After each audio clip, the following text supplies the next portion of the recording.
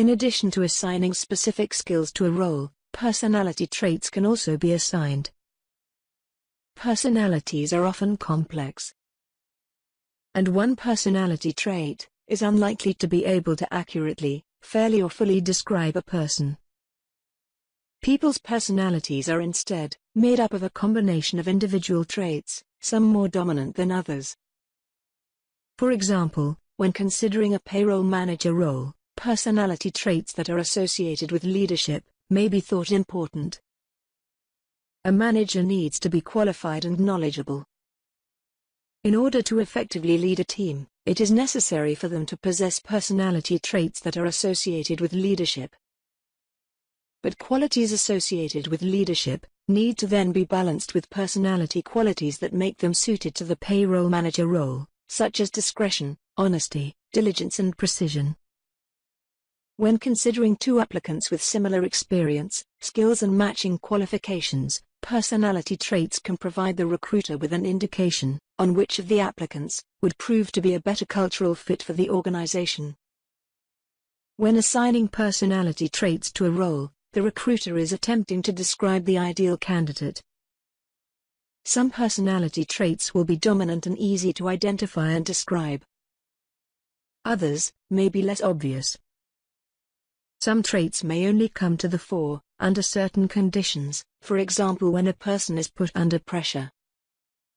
Observing an applicant's traits can predict a person's behavior.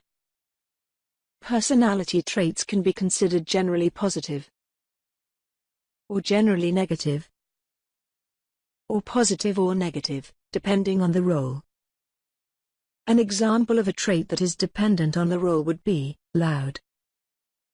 For a librarian, being loud may be considered to be a negative trait, but a positive trait for a coaching role. To assign personality traits to a role, click on the role's traits icon. HR Selector provides the recruiter with a library of personality traits. When assigning traits to a role, only positive and possibly positive traits are displayed. Positive traits are colored green. Possibly positive traits, colored yellow. Select a trait by moving the cursor over the trait. A value will be displayed, from 1, by moving the cursor to the far left of the trait, to 100, by moving the cursor to the far right. The higher the value, the more dominant the trait compared to other traits.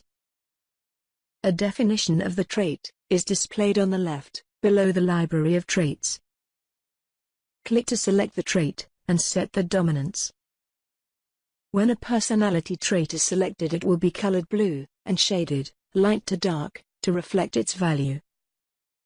Also, when a trait is selected, synonyms will be highlighted with a black border. Antonyms will be highlighted with a red border. Moving the cursor over a selected trait will display its set value. To deselect or reset a selected trait, click on the trait. Clicking on Clear. OK. Will clear all the selected traits. The traits are grouped into 8 categories.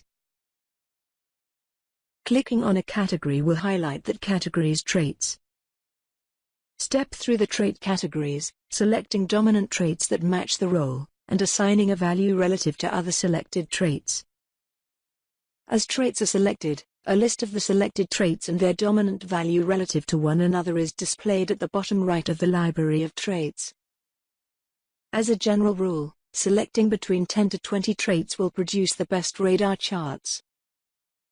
A warning will be displayed when the 15th trait is selected. Click OK to clear the display. The number of traits selected is shown below the traits library. When complete, click on Save. OK. The number of personality traits assigned to a role will be displayed in the Roles Traits column. Clicking on the preview. The traits are shown as a radar chart, in order of dominance.